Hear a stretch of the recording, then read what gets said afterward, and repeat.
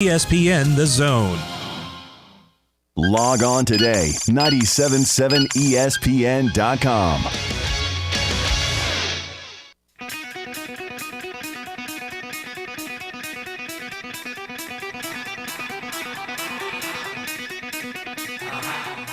Welcome to Talkin' Ball with Scott Theisen and Drew DeArmond. Call into the Neighbors Wealth Management Hotline now, 256-576-4977. That's 256-576-4977. Now, here's Scott and Drew.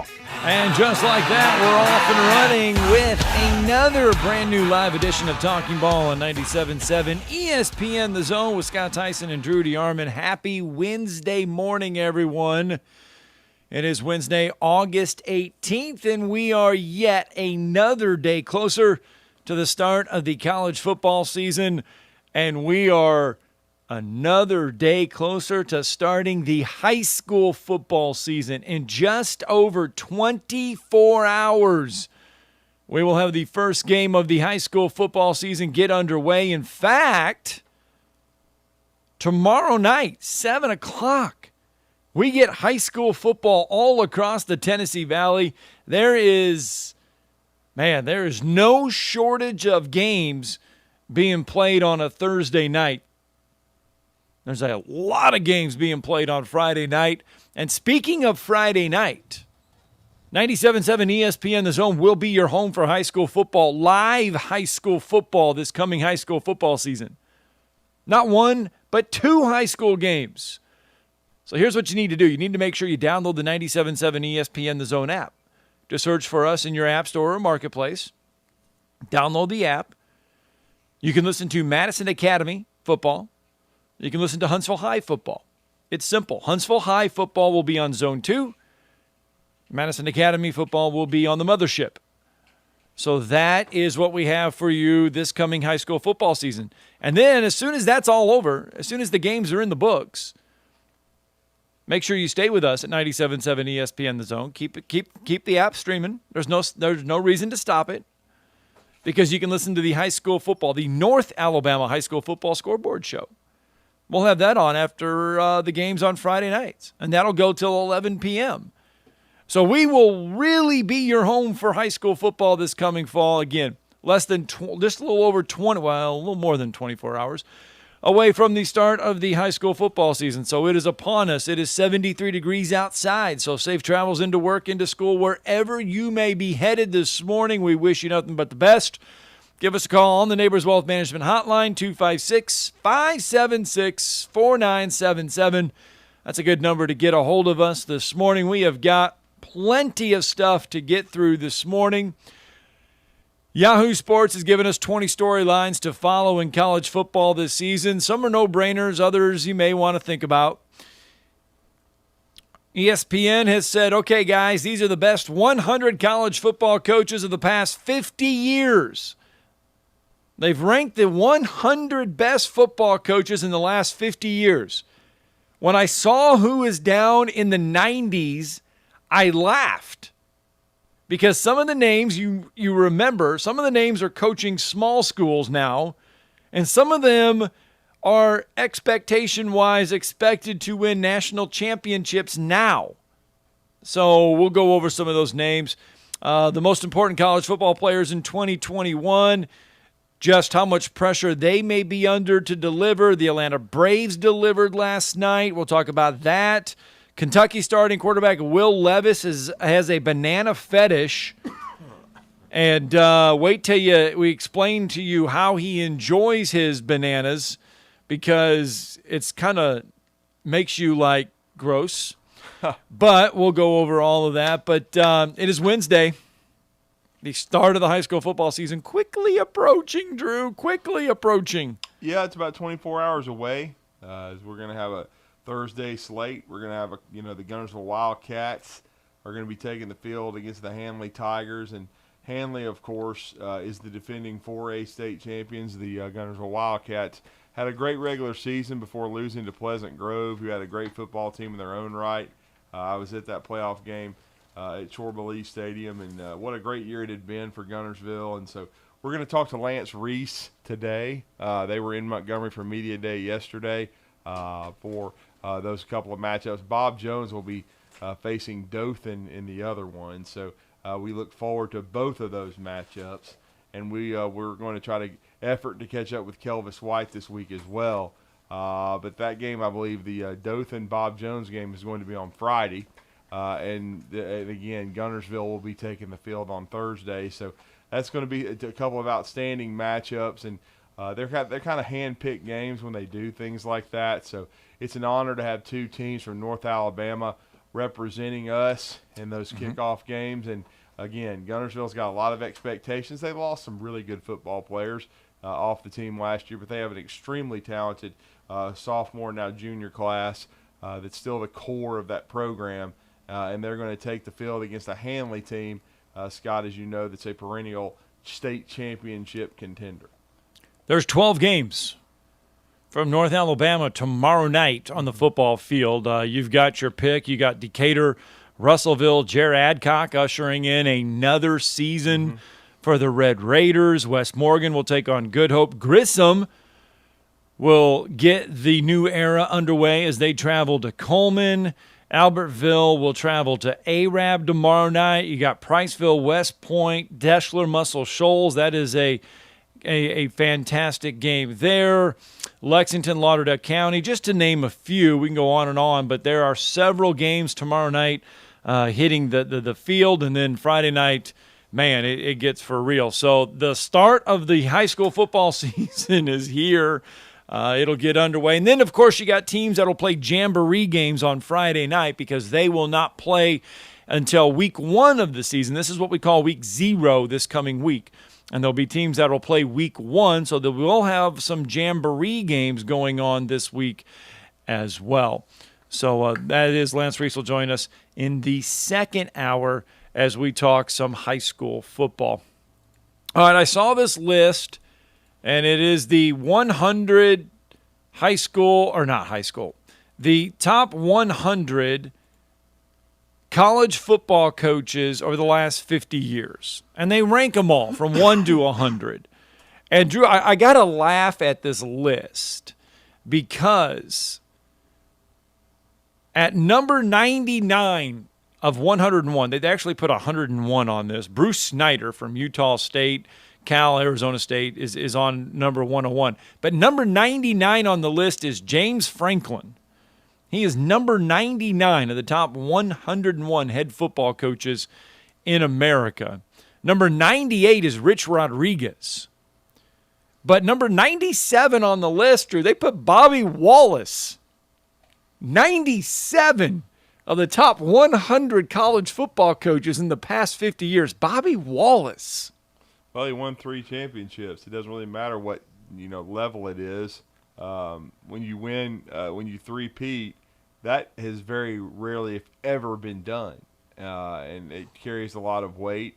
I know he didn't have as much success at Temple, but then he came back to UNA and he got him to the national championship game in a blizzard, and he also, resuscitated the West Alabama program. So to me, I know that's not Power 5 football, that's not Division I football, it's FCS, but he is one of the great FCS coaches of all time.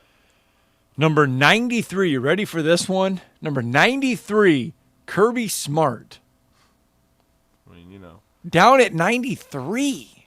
So certainly he shouldn't be ahead of his predecessor, Mark Richt, because that he is not. Because Mark Richt's won more games and certainly has not played for a national championship like Kirby, but Kirby, as is the case for 41 years, didn't win it either.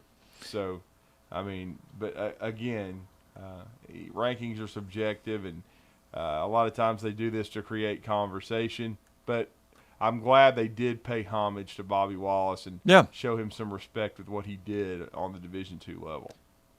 Now, in the 80s, and coaches in the 80s that are worth mentioning, Gene Stallings, they put at number 84 from his time at Texas A&M and Alabama. They put Frank Solich, who just retired from Ohio, at number 78.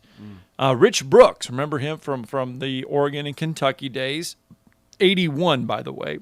Well, Rich Brooks. My only problem with all those is with Gene Stallings, he won a national championship on the Division I level, and those guys did not. Now, Rich Brooks was not given the tools. He had to rebuild Oregon, and it wasn't Oregon at that time, and then he had to coach at Kentucky. Those are difficult places. But again, it kind of makes you scratch your head at some of these, how they rank certain guys ahead of others. I mean, Gene Stallings was coached for 7 years and averaged 10 wins and won a national championship. I think the national championships would carry a lot of weight. They put Johnny Majors at number 50 and Phil Fulmer at number 49. Well, both those guys did win national championships. Johnny, of course, doing it at Pitt, and then it did a great job at Tennessee, and with Tennessee being the toilet that it is right now, that takes it in a different perspective because Johnny was able to win there and win consistently. It's kind of funny, though, they put Philip Fulmer ahead of Johnny Majors right there just because of everything of the backstory. I couldn't do that because Phil Fulmer was only successful at Tennessee, and he only got the job because he stabbed Johnny Majors in the back. I think everybody knows that. Yeah, that's what I was referring to. I mean, most Tennessee fans realize that he stabbed John Curry in the back to get the AD's job and flopped him, miserably. So, but again, I would have to put Johnny Majors ahead of Philip Fulmer because without Johnny Majors, there is no Philip Fulmer because Johnny Majors hired Philip Fulmer. And so Coach Fulmer did win a national championship, so he does deserve to be on the list, and he won a lot of football games. Let's not misunderstand that. But he should not be ahead of Johnny Majors. That's really an insult. So they put Les Miles at number 47, Lance Leopold at number 46 because of his Division III success. No, I understand that. Right. I mean, there's been Division III, just like Division II, you should get respect for that. But you shouldn't be in the top 50 for it. I mean, Bobby Wallace did it on the level Division above, II level, and you got him 40-something slots, below. 1, 2, 3, 4, 5, 6 Division III titles. I think that's what Leopold won. But Leopold did win at a difficult place at Buffalo, and now is trying to win at another difficult place, Kansas. So I can see some of the logic. A couple names from the past in the 40s. You got Shug Jordan from Auburn at number 45, and Vince Dooley from Georgia in there at 44. Some old school names. Yeah, Coach Shug Jordan. I mean, his name is on the stadium at Auburn, so he won a lot of football games there. I mean, he was an institution for many, many years, and didn't win the national title, but certainly, well, I guess you could say he did. I mean, it was, I guess, 1957, though they ended up being on probation. But still, I mean, so I don't know how you kind of handle that. Yeah. But you got to put some of those old school guys on there. There's no question about it. I just find it interesting. Like, for example, where would they rank Pat Dye on the list? Because he didn't win a national championship, came very close in '83, but he won several SECs. Yeah, kind of going. They put Mike Leach at 41. Dennis Erickson from Miami from his days there at number 38. They have Brian Kelly at 36. Mark Richt at 35. A guy that should be in the College Football Hall of Fame, I think, but he's not. Howard Schnellenberger at number 33. They have Pat Dye at 31. Right below Frank Broyles from Arkansas at number 30. And then Bo Schembechler's at 29. So some really hardcore guys there in a row. Mm-hmm. You got Frank Beamer at 27, Bob Stoops at 26, Jimmy Johnson at number 25, and they put Mac Brown at 21, Lou Holtz at 19, Woody Hayes. Now you're getting into some old names. Woody Hayes at number 16, Jim Tressel at 15, Pete Carroll at 14, the old ball coach Steve Spurrier at number 13, Eddie Robinson, good for him, at number 12. Yeah. Joe Paterno at 11, Barry Switzer at 9, Dabo at 7, Urban at 5, Tom Osborne at number 4, Bobby Bowden number 3, and then Bear Bryant number 2, and Nick Saban number 1. Well, can't argue with the top two. I don't care what the rest of America says, and probably a lot of them are throwing up. But that's the bottom line. They're 1 and 2. Deal with it. Bobby Bowden 3, Tom Osborne 4, and Urban Meyer 5. They put John McKay at number 6 for his success at USC for 15 years. Even though, Pete Carroll won big at USC, it's still John McKay. I mean, he's the standard bearer there. All right, 256-576-4977. That is the number to the Neighbors Wealth Management Hotline. Just saw that and thought it was pretty interesting. A lot of old names on there. It's always kind of fun just to more like reminisce about the teams of their days, because Michigan has not been the same since Bo Schembechler in '89 and then Lloyd Carr after that. They have not been the same. You look at some of these other schools and some of their other coaches from back in the day. It doesn't really make a lot of sense, though, as Sean Nichols chimed in on Messenger, to have Les Miles like 50 slots ahead of Gene Stallings. I mean, it really doesn't make a lot of sense. I mean, he did win a national championship like Coach Stallings, but why would you have Stallings so many slots behind him? I don't really understand that. I mean, Les Miles coached more years at LSU than Gene Stallings coached at Alabama, but still, I mean. Well, you look at some of the names that they have in the in these 60s and 70s ranks. I mean, they have Bobby Petrino at number 77 as one of the top 100 college football coaches in the last 50 years. There's no way that he's better than Gene Stallings. I don't care how many games he won at Arkansas. I don't care how many games he won at Louisville. He did not win a national championship anywhere along the way. He flamed out twice. So there's no way that he's 77. That's stupidity. That's somebody. His cousin probably did this list. Well, they put Rich Brooks ahead of Gene Stallings. And I already talked about that. I mean, and I think Rich Brooks was an underrated coach. There's no question about it. But because he didn't win a championship of any kind, correct me if I'm wrong, I don't think he won the Rose Bowl, but I think he got there, but I don't think he won it. So I couldn't rank him ahead of Gene Stallings either. Well, they put Jeff Tedford ahead of him as well. That's embarrassing. That is just embarrassing. Joe Tiller, Mike Gundy. I mean, Jeff Tedford, did a nice job at Fresno State, and before that at Cal Berkeley had Aaron Rodgers, but he's not better than Gene Stallings. I'm sorry. Yeah, not as a head coach. Maybe as an offensive coordinator, but not as a head coach. I mean, because he's a great offensive mind, and he is. And Gene Stallings, of course, was more old school with his offensive approach. Everyone knows that, but no, I'm not. If you had to ask me if I had to have a one-game deal with Gene Stallings and Jeff Tedford, I know who I'm picking. I'm picking the coach who's going to be able to tackle somebody and doesn't think it's a disease. Oh, that's like something you would create that's like I said, you go through some of these names and a lot of it is, oh man, I remember that coach. I remember those teams. I wish we could get back to some of the era of that football, because that is just when you read some of these names, that's where you're at. All right, 7:20 on a Wednesday morning, 256-576-4977. We want to get your opinions and your thoughts this morning. We need to take a break, because when we come back, we'll continue to get the phone lines open to you, talk some Major League Baseball, as well as some of the big headlines that Yahoo Sports says we need to pay attention to for this college football season, and who just may be under pressure when it comes to the most important college football players in 2021. You're listening to Talkin' Ball on 97.7 ESPN, The Zone. We're looking at a pretty good ride in at this point. We don't have anything on the board accident-wise, no stalls or traffic signal headaches. Just a heavy traffic load. You be careful on your trip in this morning. You pay no joining fee at the Y, and you can enjoy the state-of-the-art gyms, pools, over 200 classes, and free child care. The YMCA, Huntsville, and Madison.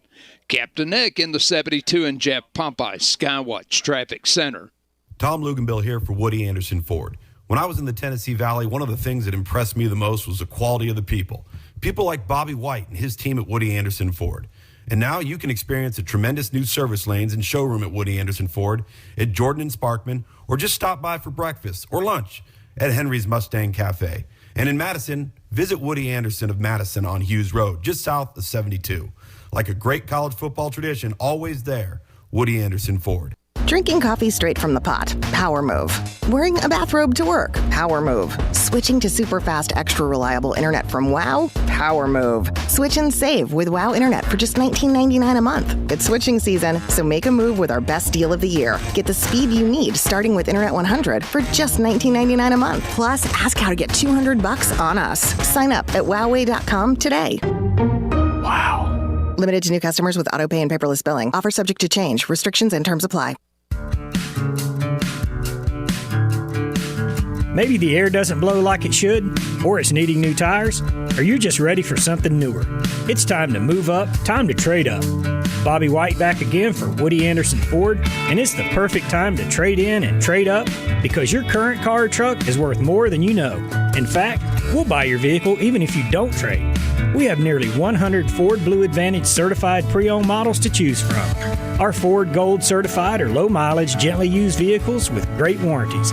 They've passed a 172-point inspection by certified technicians, come with a 24-hour roadside assistance, plus a full tank of gas and a fresh oil change. It's the perfect time to trade in and trade up because your vehicle is worth more right now at Woody Anderson Ford. Corner of Jordan Lane and Sparkman Drive. Hope to see you soon.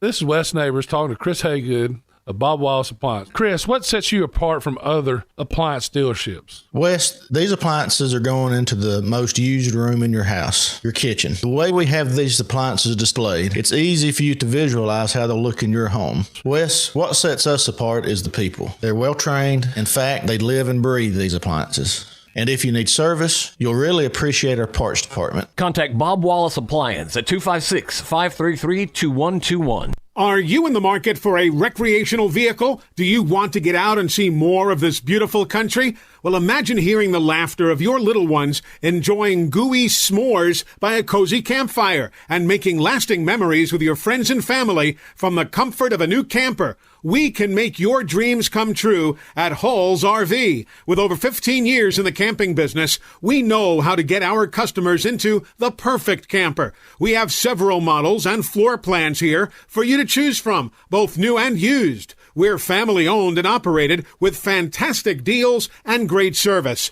Everyone wants to work with people they can trust, so come on down to Hall's RV and get the deal of a lifetime. We'll treat you right and get you on the road in the camper of your dreams. Visit us on Highway 431 in Albertville. Hall's RVs, where we sell fun. Or see us on the web at www.hallsrvsales.com. Hey, this is Justin with the Furniture Factory Bar and Grill. We'd like to invite you to North Alabama's premier patio bar and grill, where at the factory, we have something going on each and every night. Monday night, steak night. Tuesday night, karaoke. Wednesday night, the Jeep community comes out for Jeep Jam. Thursday, it's bike night, the biggest in the valley. Friday and Saturday, live concerts on our 4,000 square foot patio, along with drink specials and a beautiful staff. What are you waiting on? We will see you at the Furniture Factory Bar and Grill.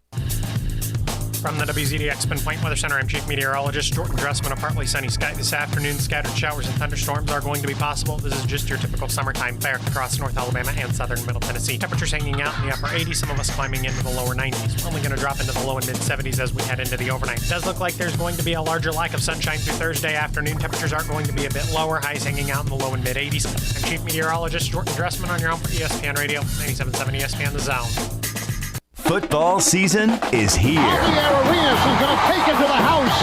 80 yards.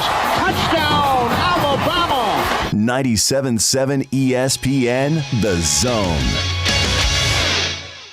This is Steve Moulton from The Drive. Join us this afternoon from 5 to 7 with Wes Neighbors and me. Now back to Talkin' Ball with Scott Tyson and Drew DeArmond on 97.7 ESPN The Zone.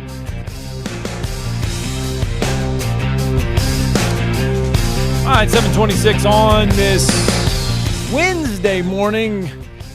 256-576-4977. That's the number to the Neighbors Wealth Management Hotline. You can get in on the conversation or the talk this morning. We welcome your phone calls. As we mentioned in that first segment, we're just a little over 24 hours away from the start of the high school football season, nearing the point of the college football season, as it'll be upon us here on September 4th.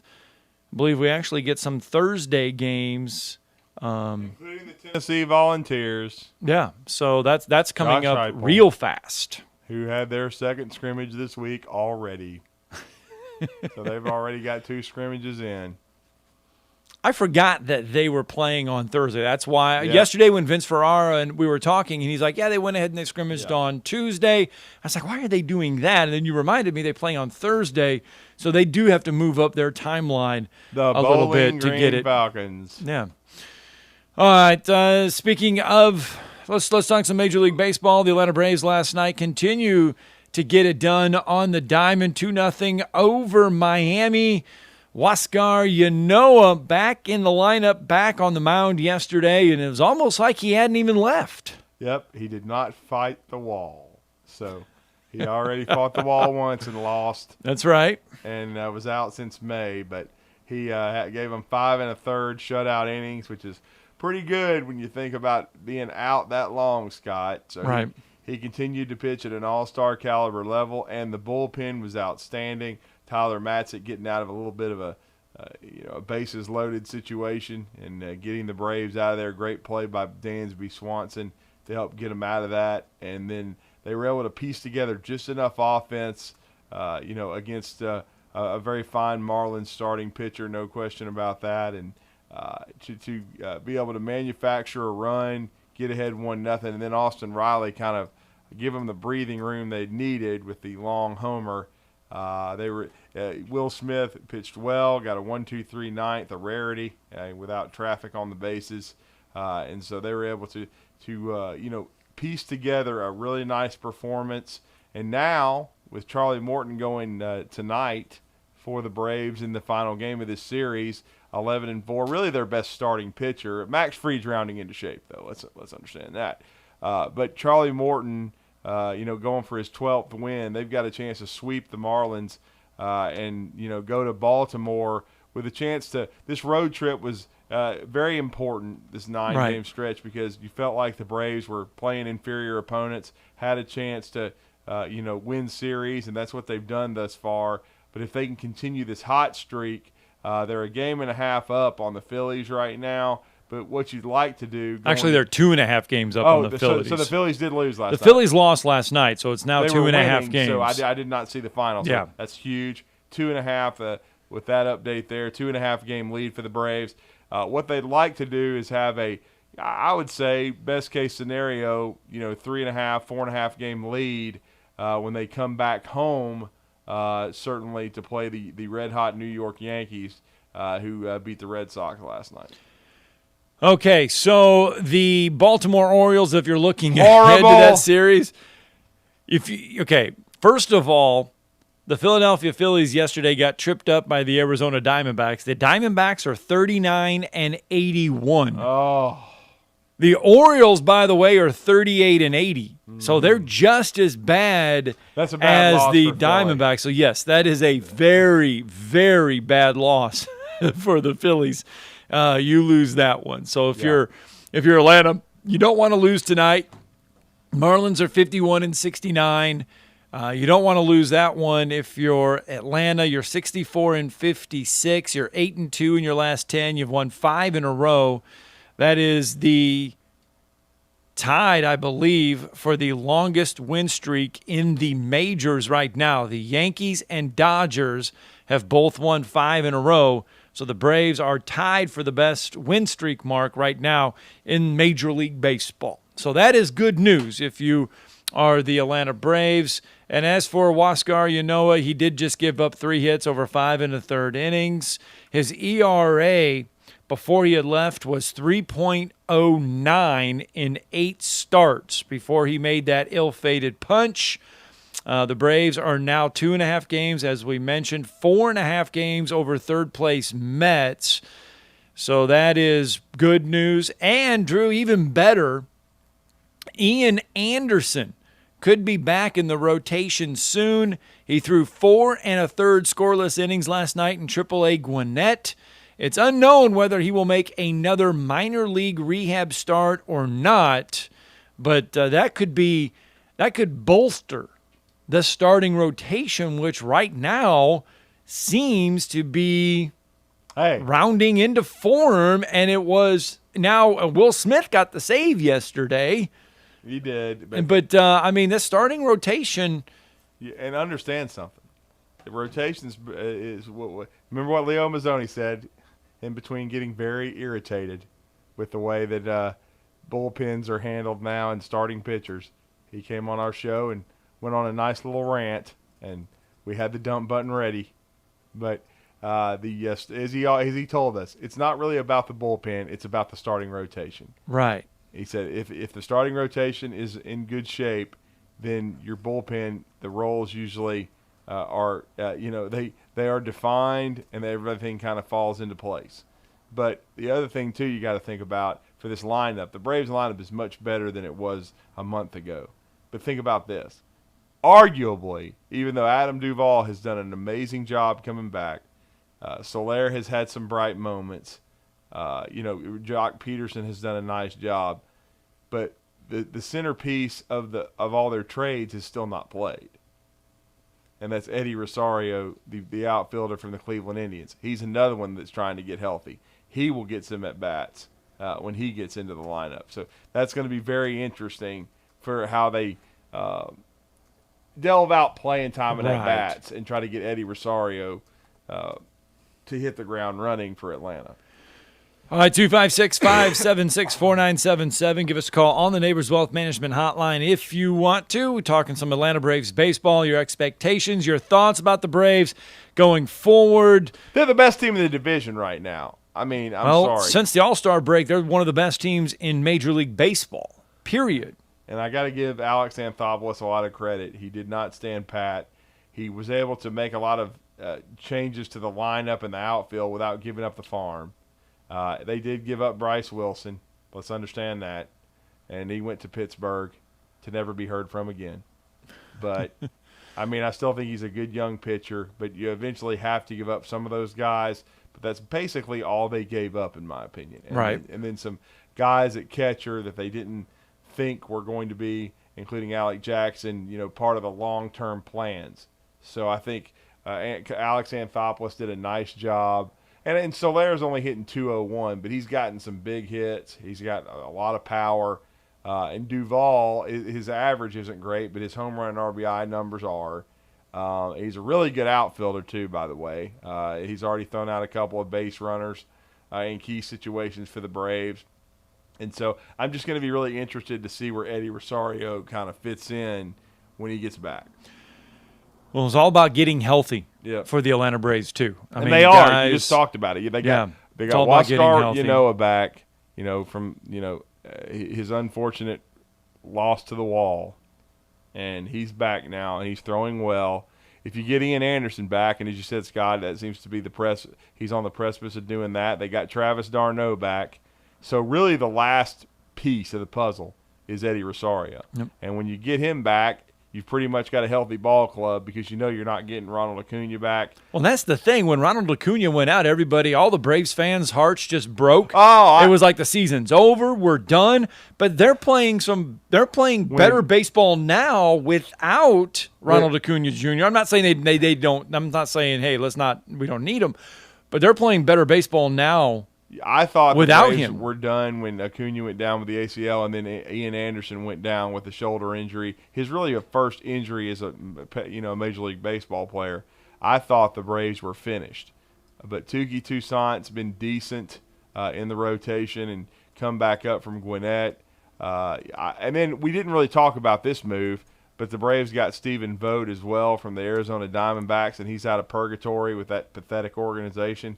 And now the Braves have had to make a bunch of moves at catcher, but I think pretty much all the moves that Alex Anthopoulos made within the season. Now, in the off season, I still shake my head at that.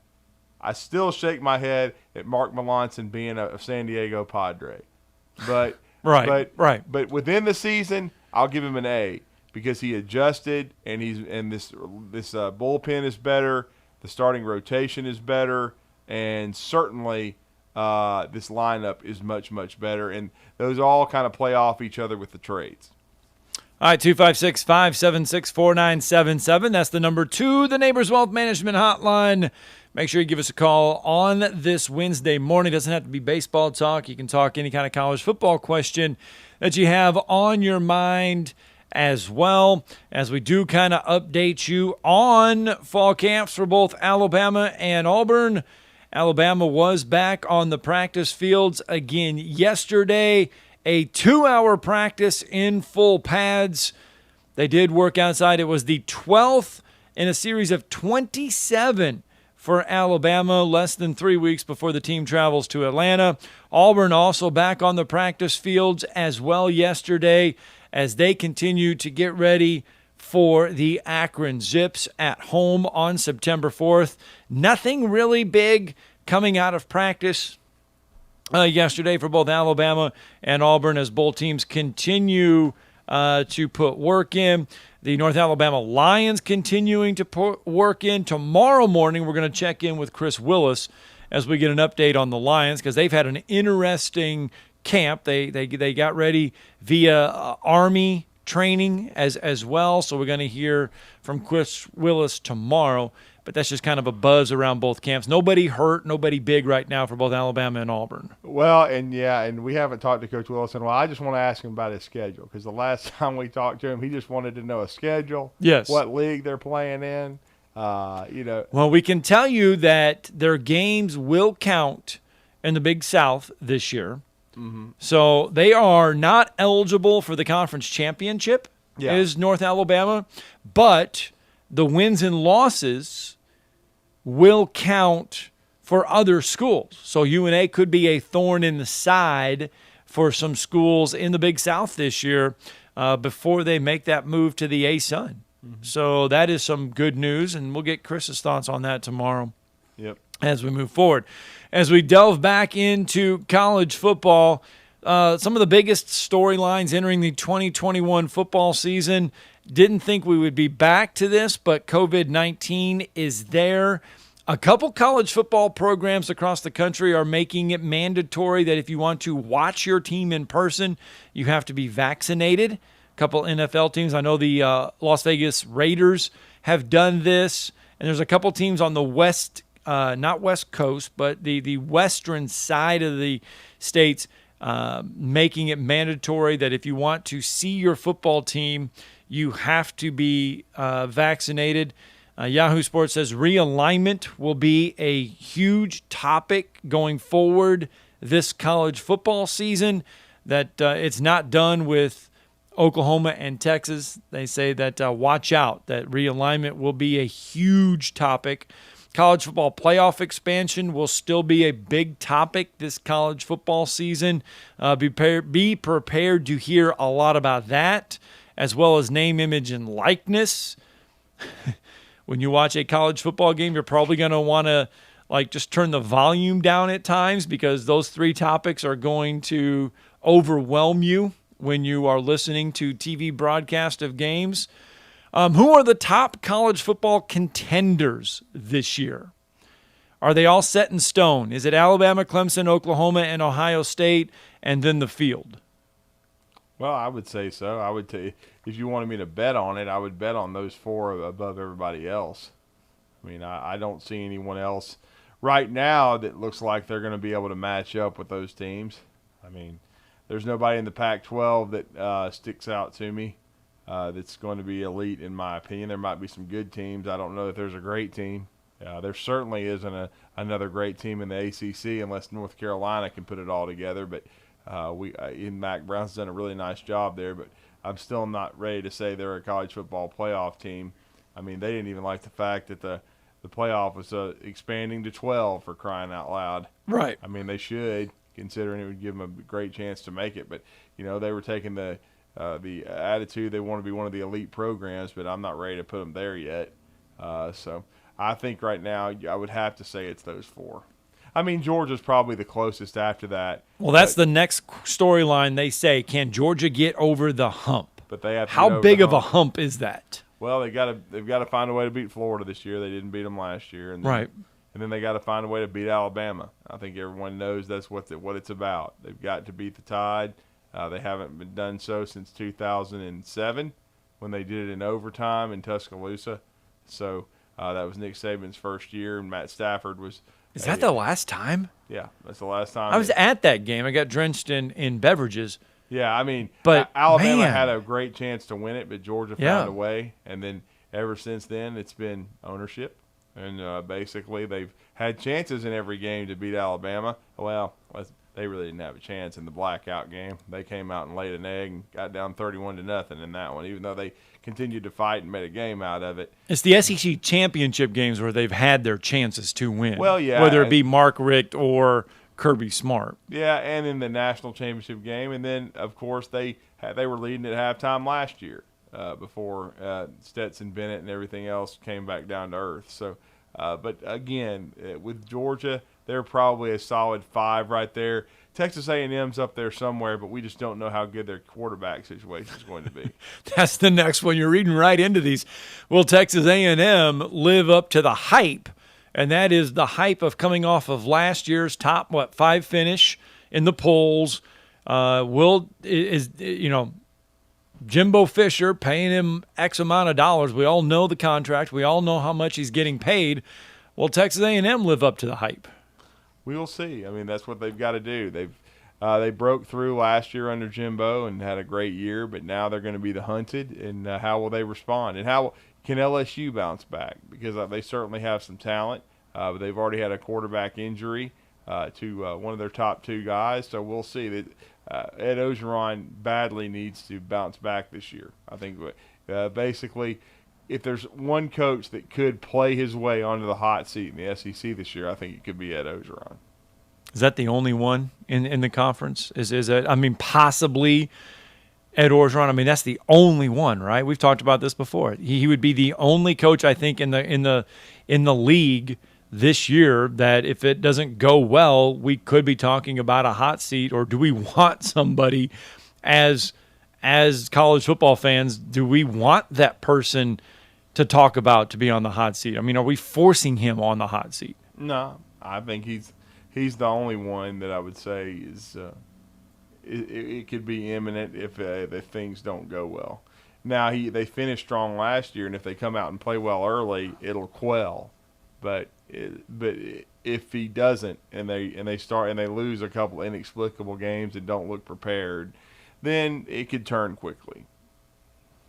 Let's get a break in. 256-576-4977. When we come back, we'll get to your phone calls as well as continue the college football conversation on your Wednesday edition of Talking Ball. You're listening to Talkin' Ball on 97.7 ESPN, The Zone.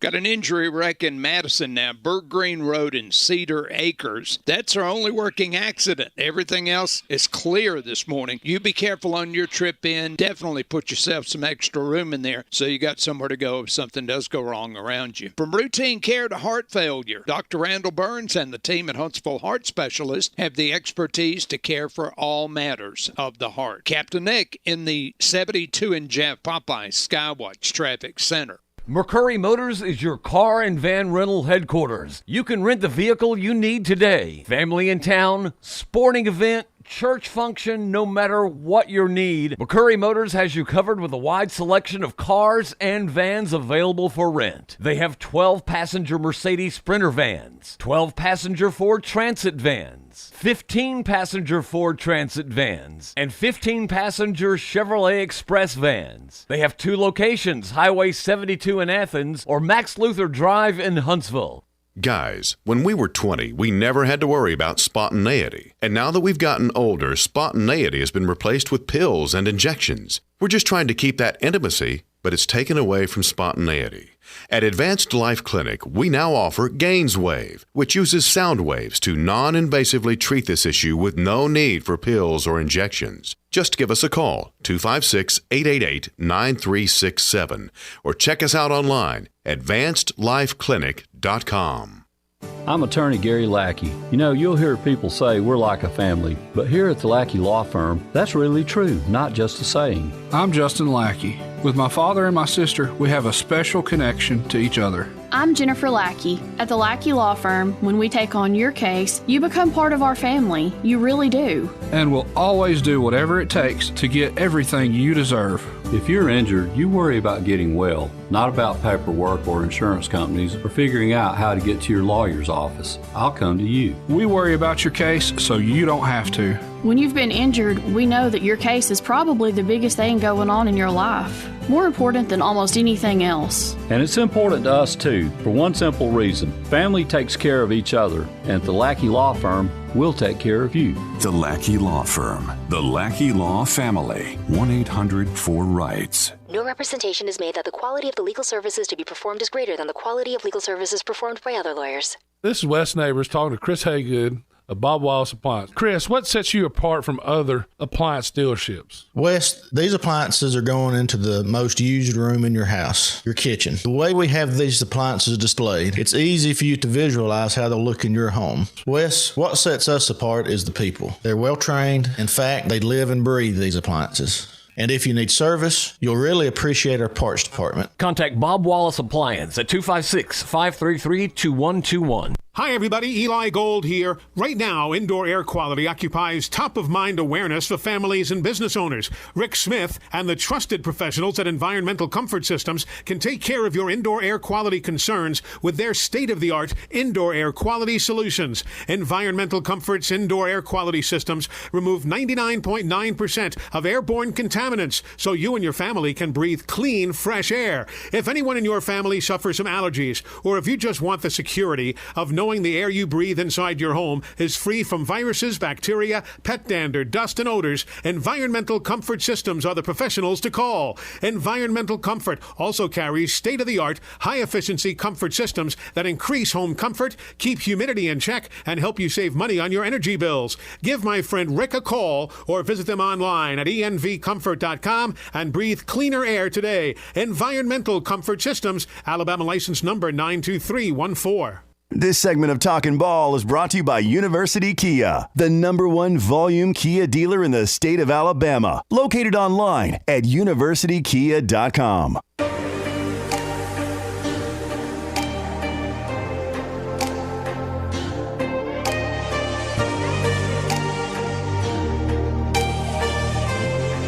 All right, 7:49 on a Wednesday morning, 74 degrees as you make your way into work, into school, wherever you may be headed on this Wednesday morning here in the Tennessee Valley.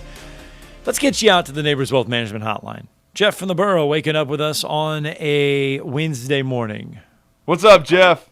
How's it going, guys?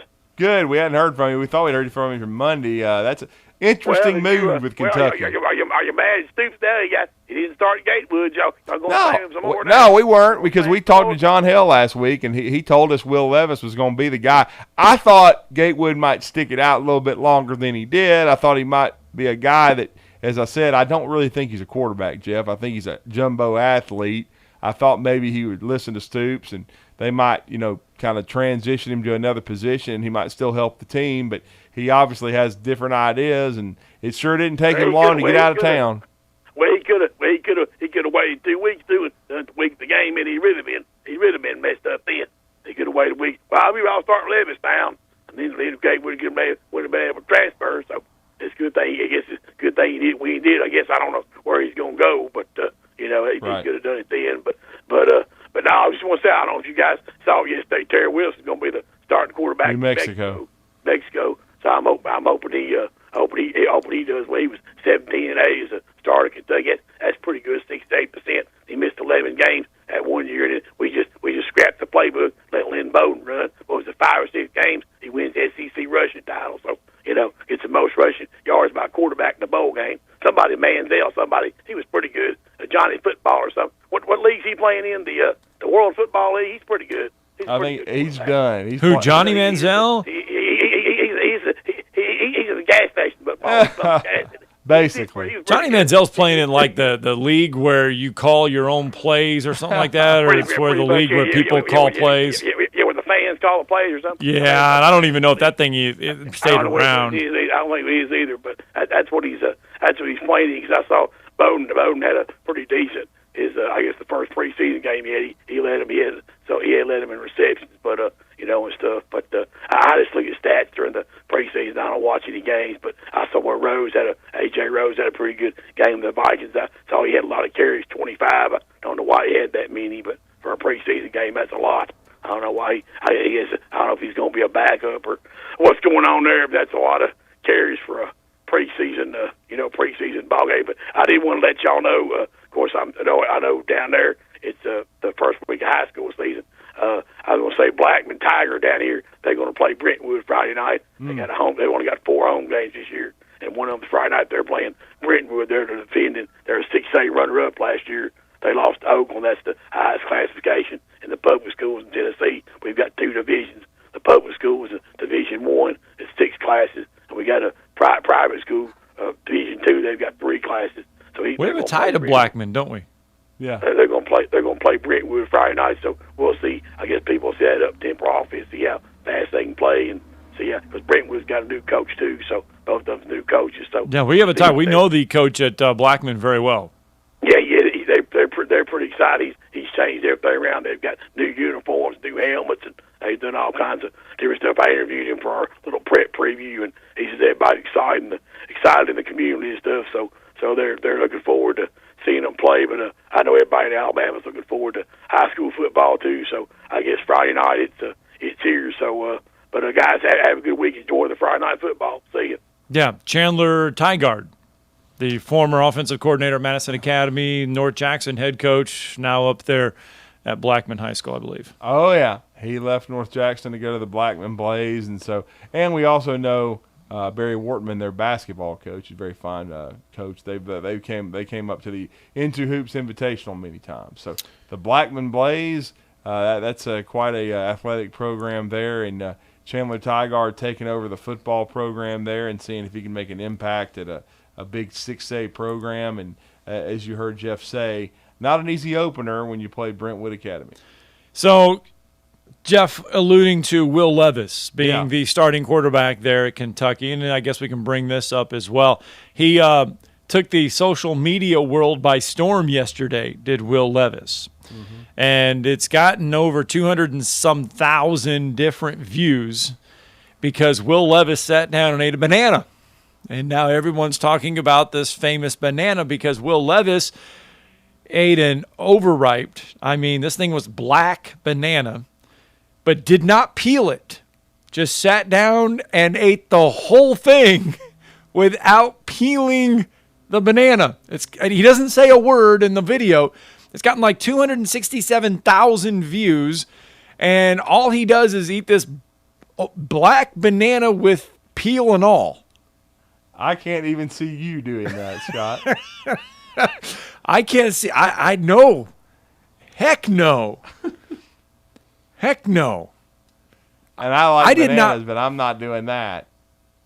I did not realize you could eat the peel of, I imagine you could, but I did not realize you could eat the peel of a banana. Yeah. Well, I can say this. Give it 2 hours later, it's probably a bad scene, brother.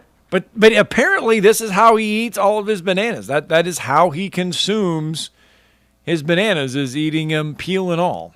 So the starting quarterback from Kentucky taking the social media world by storm. I believe it started, believe it or not, I believe it came out on TikTok. Well, of course. Which people are still waiting for you to do your first TikTok video. Brandon, yeah. Yeah. Keep waiting. Are you not going to do one? I doubt it.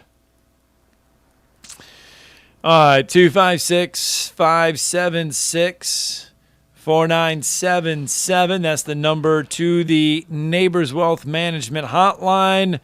And you can get on the show this morning. I still keep thinking of him eating the video. I keep seeing him eating that banana, and I've never known of anyone gross. To eat a peel, okay, or even cook it. I don't know. That's the thing. I don't know. I don't know how much nutrients are in the peel of a banana. Especially a rancid one. Yeah, I mean, this banana was about 70% black.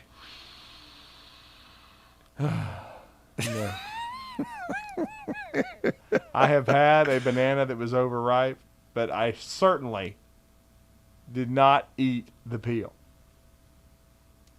Never have, never will. Not happening.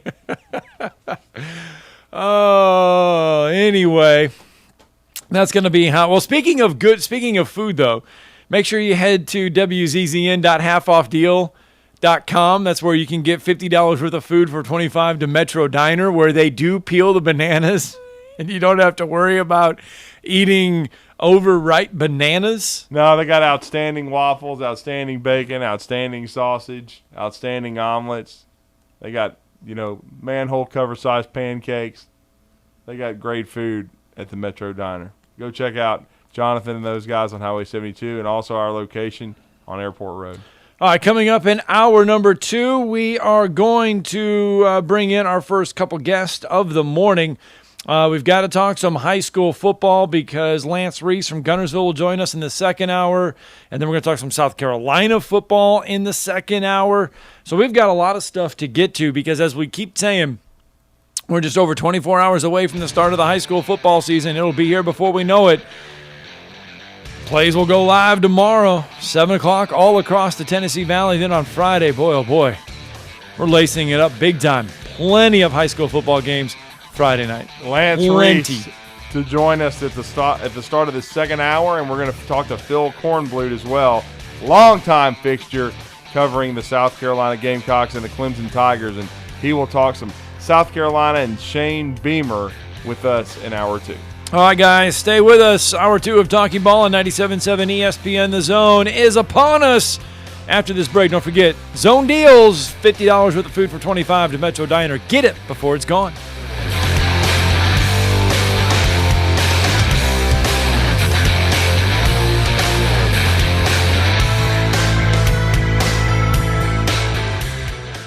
When you call most roofing companies, all you'll hear is, you need a new roof. Not when you call Fleming. At Fleming Roofing and Restoration, we're focused on your needs, whether it's an easy repair or a full roof replacement. Folks around here have trusted Fleming since 1965 for all their residential and commercial roofing needs. And as the area's storm damage experts, Fleming knows all the ins and outs of the insurance claims process. Log on FlemingHSV.com to schedule your free estimate today. Fleming Roofing and Restoration. We show up. At Bryant Bank, we believe your goals are worth chasing, and every step along the way is worth celebrating. From your hopes for the future to the challenges that keep you up at night, we're here for you. Bryant Bankers put care into action to help you live legendary by stepping up when you need us most and doing what's right even when no one is watching. Come experience a local bank whose people greet you by name and treat you like family. Bryant Bank, member FDIC. WZZN, Union Grove, Huntsville, Alabama. 97.7 ESPN, The Zone.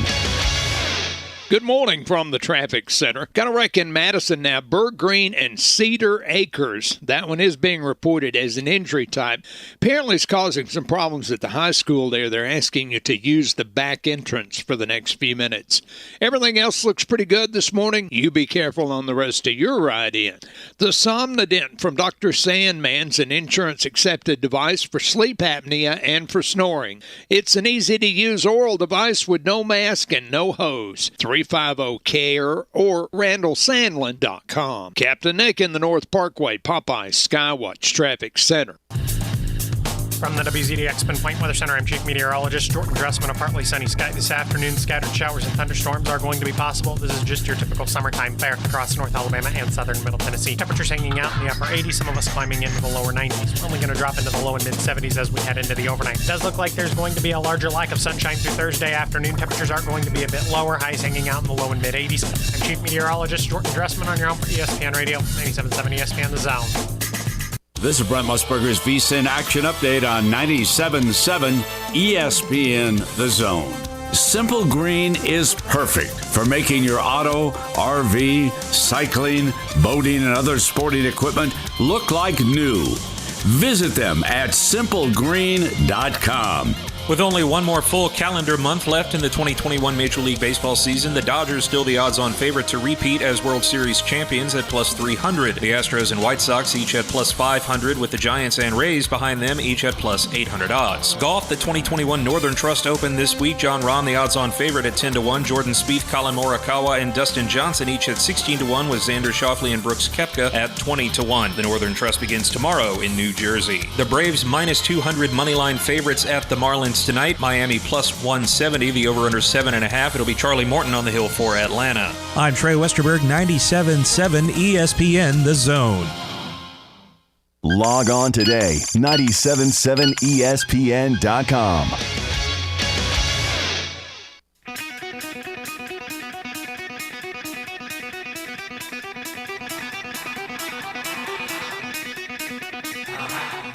Welcome to Talkin' Ball with Scott Tyson and Drew DeArmond. Call into the Neighbors Wealth Management Hotline now, 256-576-4977. That's 256-576-4977. Now, here's Scott and Drew. It is hour 2 of Talking Ball on 97.7 ESPN The Zone. The sun is shining. There's blue skies. It's 76 degrees. Yes, it may be just a little warm this morning. But I tell you what, I'm looking at the forecast for tomorrow night, and right now my forecast says it's going to be okay for tomorrow night. Now, it does show a chance of rain in the morning, but I'm hoping that all moves out for tomorrow evening, because in Montgomery we will have the Champions Challenge. And these are games that the Alabama High School Athletic Association picks in the offseason to highlight the games. They have usually a big school one. Bob Jones is playing on Friday night in the 7A game. But Guntersville, Drew, is playing in the early one, so we hope on Thursday the weather is perfect for the Wildcats. Yes, absolutely. Guntersville competing in 5A Region 7, but they're facing the Handley Tigers, who we said 4A Region 4, but they are the defending 4A state champions and have an outstanding program. But Guntersville had an unbelievable year themselves last year, going unbeaten in the regular season before falling to a state finalist in Pleasant Grove, who had an exceptional football team. I was at that game at Chorba-Lee Stadium. And the second winningest coach in the history of Guntersville football is now joining us on the Neighbors Wealth Management Hotline. He was part of the staff in 2006 that won the state championship there under Phil Isom, and is now entering year 12, unbelievably already, in his tenure as head coach. He's built one of the best programs in the state of Alabama, and that's why they will be playing on Thursday night in that Champions Challenge against the Handley Tigers. And, of course, is our good friend Lance Reece, and he's been good enough to join us this morning for a few minutes on the Neighbors Wealth Management Hotline. Coach, it's almost upon us. Football's back. Good morning. How are you? I'm doing well. Thanks for having me. Thank you for joining us. I know it's a busy time. You guys had media day. I guess I should have asked you last night, but are you guys still in Montgomery? How are they handling that for you guys to take the field tomorrow against Handley? Yeah, we went down yesterday for the press conference, and I took a couple seniors, right, Cutner and Cooper Davidson, and then we came back tomorrow. We're going to we're actually going to leave school about noon, taking 2 charters down there so that we can spread out, and so we'll go tomorrow for the game. Nice. Yeah. So let's talk about this game. It's a unique experience for our teams in the state. You know, it started out as a jamboree type of game, and now it's kind of evolved into a regular season kickoff spectacular.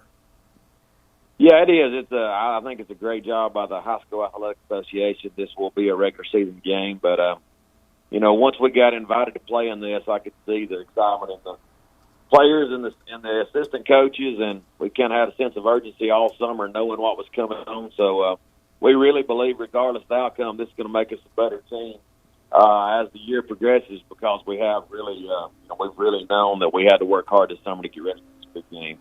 Yeah, absolutely, Coach. And you've got a very talented now junior class playoff team, and to try to get those guys some experience, the new guys that are coming in to take the place of those seniors. So felt like that was really useful and got some good video on that and saw what we need to improve on, and that's what we've been working on all week.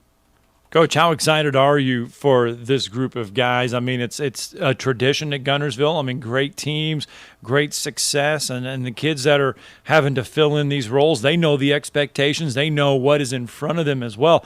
How excited are you to hit that field tomorrow night? Oh, I'm excited personally. You know, this is 31 years that I've been coaching at Guntersville, 12 as the head coach. And there's not many new things in football that I've not experienced, but Kickoff Classic in Montgomery will be one of them. So personally, it's excited to me. And like I said, our kids are excited. I know the band and cheerleaders they're going down early. They're excited. So it's really just a tribute to our program and the success we've had, and make the whole community excited about the game. I think everyone is, Coach, when you have a chance to. And I know it's you've been trying to kind of break them down, but talk about Handley and the program that they have. Of course, they were a state champion last year. I was honored to be there when they beat Gordo to win a state title. But talk about the challenge of playing someone of this caliber in Game 1. Sure. Handley's a team with a great tradition. I think they've won 3 state championships since 2011. Coach Strain does a great job coaching them. This year they've got speed at all the skill positions. They're really big on the offensive defensive line. Probably their number one players, Tay Meadows. Listening to Coach Strain talk about him at the press conference, he said he rushed for over 1,200 yards in the playoffs alone. That's pretty impressive for 5 games. And I think he's got 19 Division I offers. So he's going to be a guy that everybody tunes in to see, but just like I told our guys, when they're watching them, they're going to be watching us as well. We're excited about our senior running back, Logan Pate, who rushed for 1,700 yards last year. So, just a great challenge for Logan as well, knowing that we're going to face another great running back in this game. And you have it always helps, Coach. I know he transferred back from Hewitt-Trussville last year to his native Guntersville, where he had really grown up, but it always is good to have Cole McCarty back and have your quarterback with a year of experience under his belt now. Yeah, Cole did a great job for us as a sophomore, threw for about 2,500 yards. I think he had 36 touchdown passes. So having somebody like Cole that can throw the ball, we feel like we've got a number of good receivers. Cooper Davison was actually our leading receiver last year. So we've got confidence in our receivers, and we know that against a team like Handley, we're going to have balance. So we're going to need to be able to run and throw the ball effectively and sustain those drives, because if you keep giving their offense the ball back, they're going to score. So we need to do a great job on offense and defense tomorrow night. And, Coach, what did you learn that impressed you the most about your football team when you took the field last week in that jamboree against Fort Payne? We had a number of young guys that we didn't really know how they were going to react, that really played hard and kind of gained confidence not only in the team but also in themselves. Like I told them, if you don't believe in yourself and believe you can do it, nobody's going to. So I think that we lost 3 linebackers, so I think seeing those on film also gave their teammates confidence in them that they can do the job.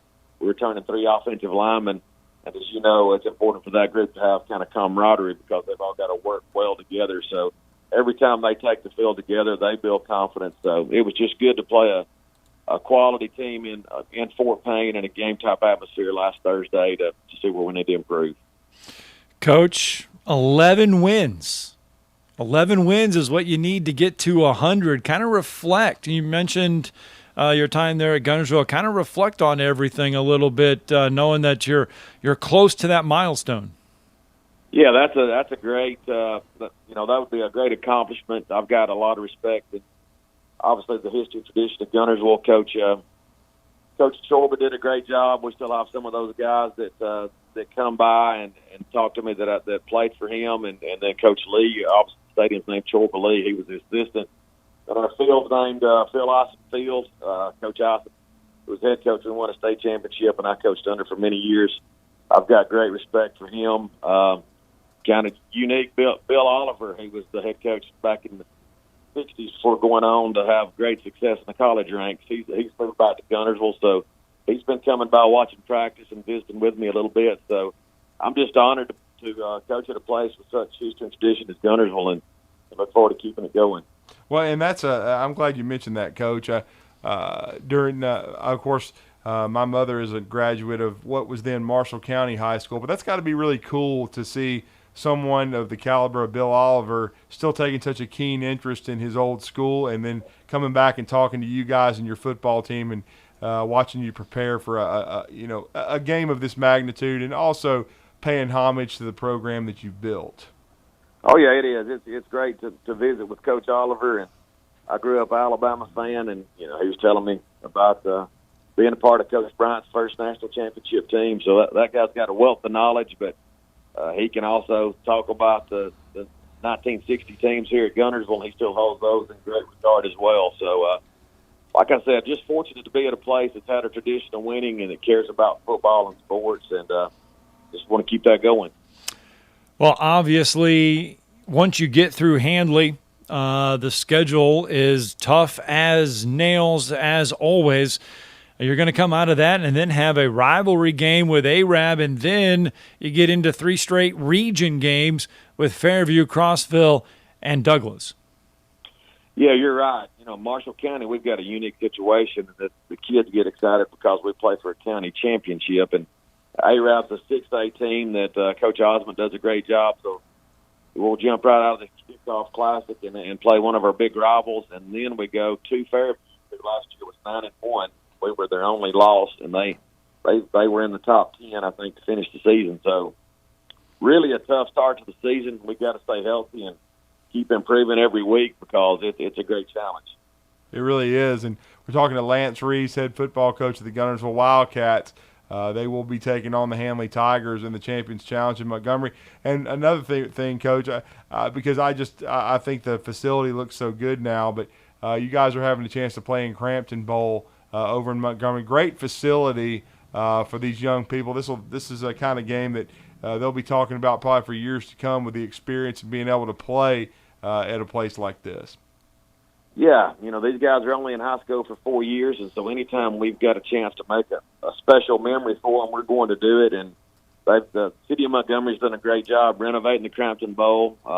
When we were down there for All-Star Week, I went and toured the field, the dressing rooms, and things like that. It's in great shape, a college-type atmosphere, and we'll be on the AHSAA TV network, so it'll be broadcast live on Thursday night. So kids are excited. I think it's just going to be a great night. I think so, no question. And for our listeners, last couple of questions for you, Coach, and we thank you for the time. We know your preparation is still very important for this matchup. But with Jack Harris and Jarrell Williams and some of those guys that moved on, where are they now playing their football? I know you had some guys that are going to continue to try to play on the college level. Yeah, Jarrell Williamson is at Faulkner, and nice. I talked to his coach yesterday. That's in Montgomery. They texted me they were looking forward to watching the game, asking about a couple of our kids. Jack had a few offers. Jack's decided he's going to go to Alabama and go to law school. Oh, wow.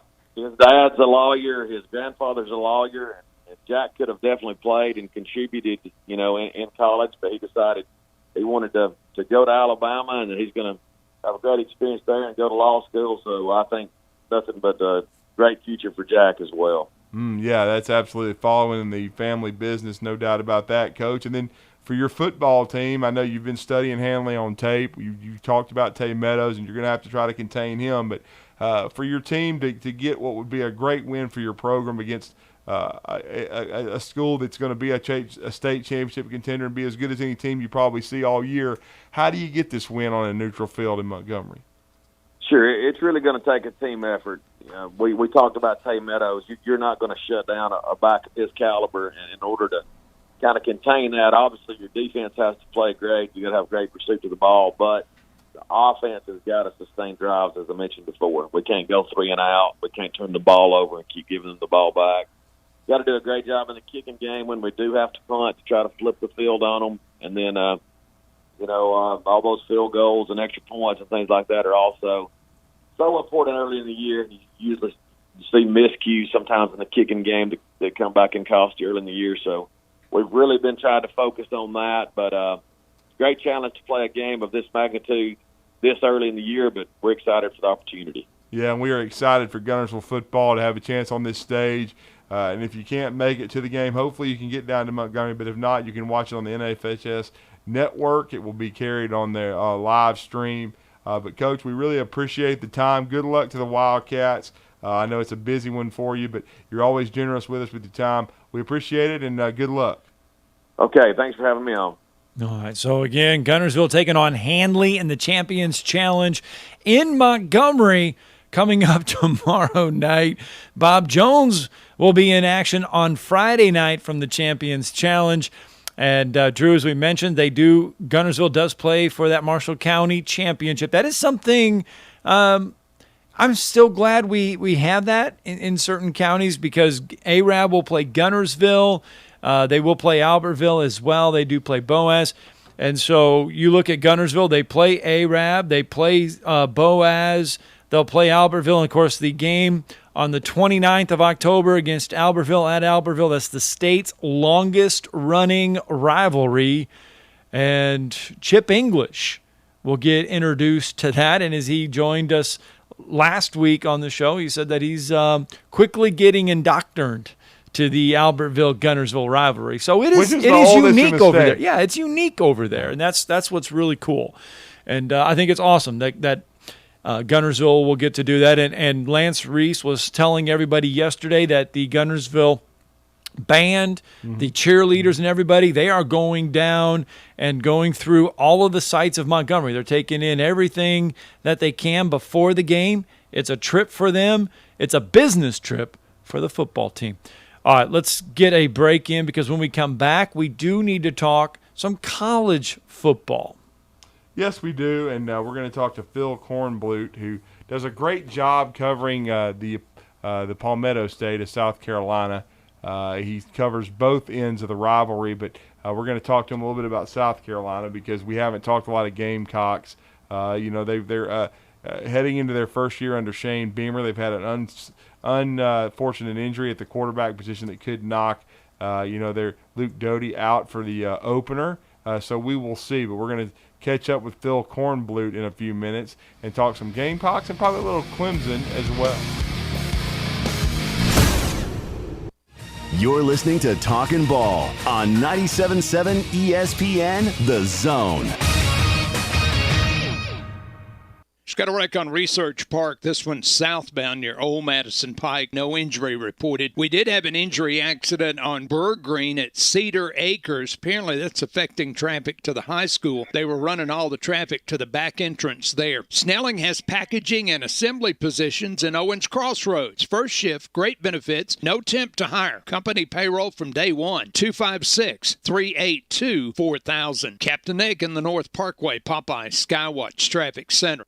Tired of the same old menu options everywhere you go? Then you need to try Metro Diner in Huntsville and Madison. The award-winning Metro Diner serves up signature dishes like their Charleston shrimp and grits, famous fried chicken and waffles with strawberry butter, and lots more. Their entire menu is available anytime, breakfast, lunch, or dinner. And stop by for brunch on Saturday or Sunday and enjoy the lowest price mimosas in town. Airport Road, Huntsville, and Highway 72 in Madison. In diner or at home, make it Metro Diner. This is Wes Neighbors talking to Chris Haygood of Bob Wallace Appliance. Chris, what sets you apart from other appliance dealerships? Wes, these appliances are going into the most used room in your house, your kitchen. The way we have these appliances displayed, it's easy for you to visualize how they'll look in your home. Wes, what sets us apart is the people. They're well trained. In fact, they live and breathe these appliances. And if you need service, you'll really appreciate our parts department. Contact Bob Wallace Appliance at 256-533-2121. If you need a car, McCurry Motors is ready to put you in a quality vehicle, and in-house financing is available. If you have a job, McCurry Motors will work with you even if you have a bankruptcy, divorce, or bad credit. Visit McCurrySaysYes.com. Every car comes with a warranty, and they report to the credit bureau. With 2 locations, Highway 72 in Athens, call 256-230-0232, or Max Luther Drive in Huntsville. Call 256-713-0575. live. Never mind fall and football being in the air. We want to taste it. And never mind not being able to tailgate at the game. Let's create the ultimate barbecue experience in your own backyard. You said it, Foster Brooks, and that's where Brooks & Collier comes in. Big selection of outdoor furniture. And a big selection of grills and smokers like Traeger, Big Green Egg, Blaze, even DCS, and more. This is the good stuff. And Paul, we definitely got the accessories. And remember, we deliver. Visit us at 813 Meridian Street and shop online at brooksandcollier.com. Hey friends, Eli Gold here for Environmental Comfort Systems.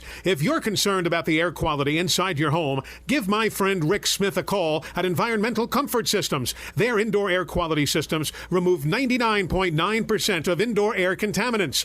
Give the trusted professionals at Environmental Comfort Systems a call or visit them online at envcomfort.com and see how comfortable you can be. Breathe cleaner air today. Environmental Comfort Systems, Alabama license number 92314. Are you in the market for a recreational vehicle? Do you want to get out and see more of this beautiful country? Well, imagine hearing the laughter of your little ones enjoying gooey s'mores by a cozy campfire and making lasting memories with your friends and family from the comfort of a new camper. We can make your dreams come true at Hall's RV. With over 15 years in the camping business, we know how to get our customers into the perfect camper. We have several models and floor plans here for you to choose from, both new and used. We're family owned and operated with fantastic deals and great service.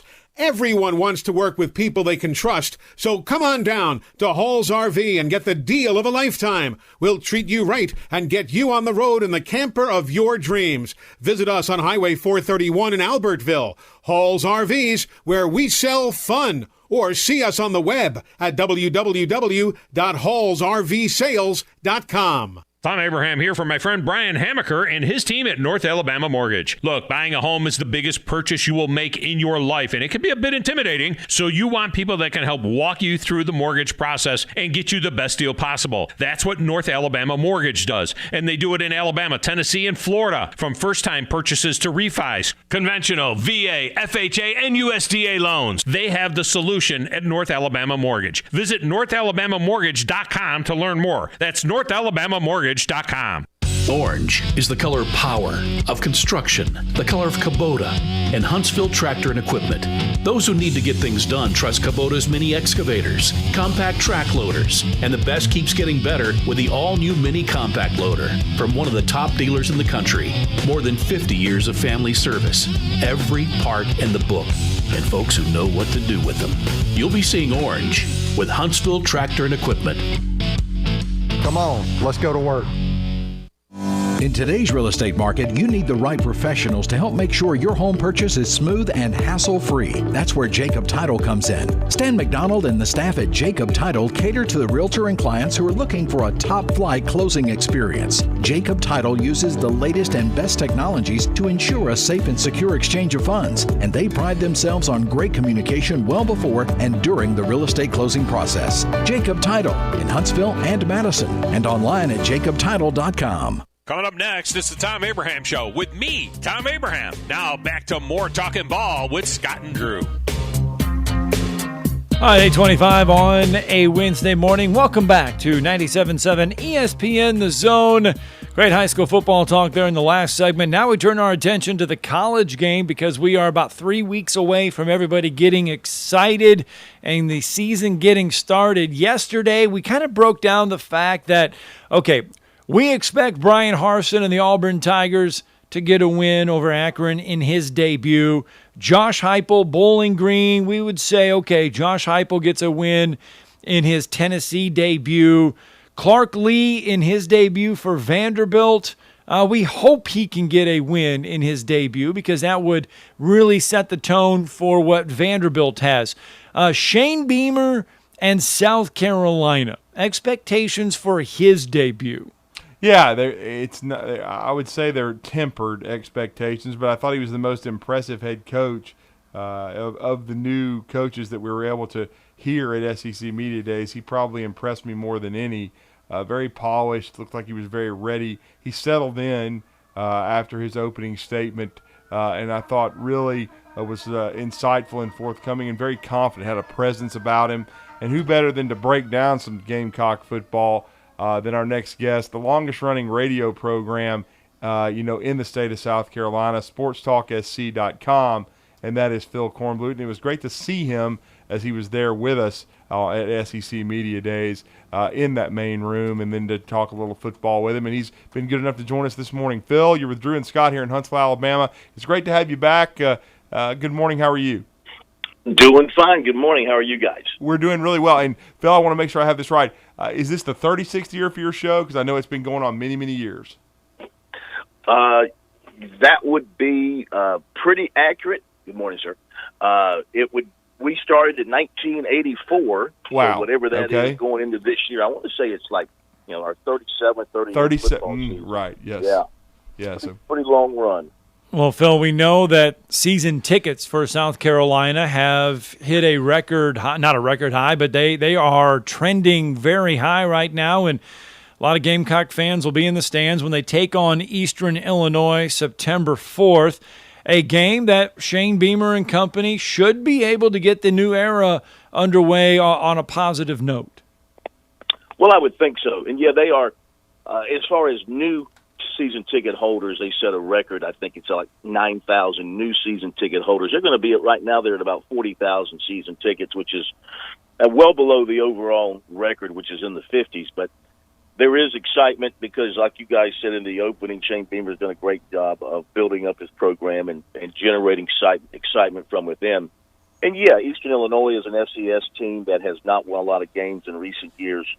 So, South Carolina certainly has the personnel to overmatch this team and playing at home in front of should be what would be about a packed house of 80,000 or so. As long as things don't change with the COVID situation, they're still planning to have a full house. That should work in the Gamecocks' favor and give them some positive feelings going into a tough stretch, because then they go to East Carolina, which for them is always a tight ball game, and then a trip to Georgia. So it gets a little bit tighter after that first game.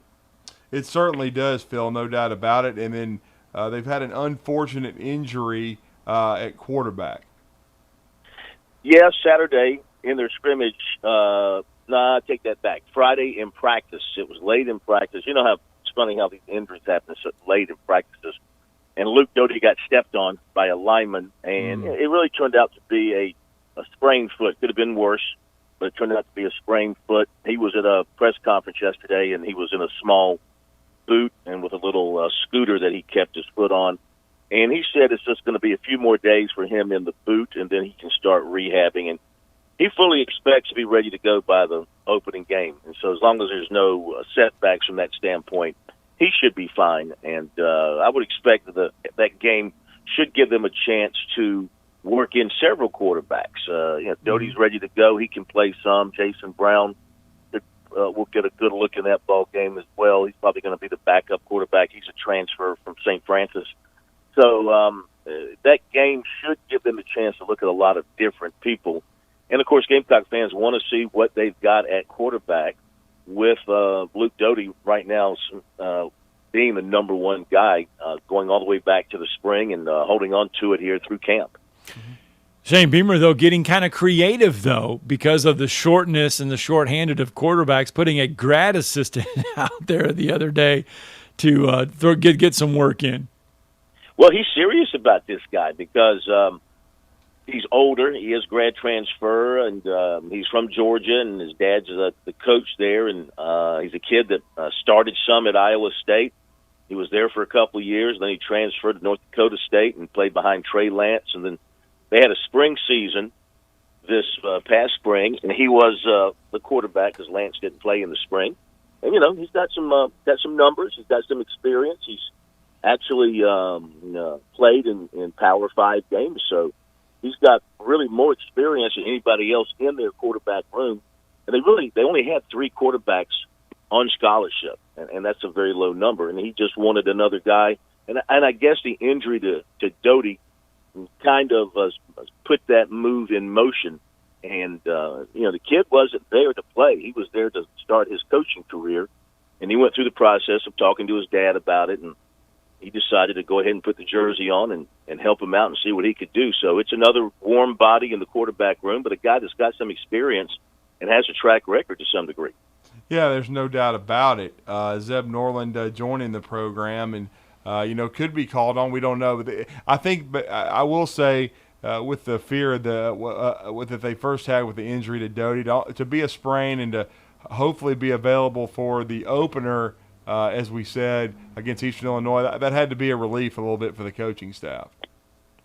Oh, my gosh. Yeah, of course, they know what's going on inside. Now, there were reports that came out on Saturday morning, you know how these things start. They start on message boards, and then it takes off like wildfire. And the initial reports that, unfortunately, a couple of television guys here in our market put out was that it was a broken foot and a mid-foot fracture with ligament damage, and he was going to be out an extended period, if not the entire season.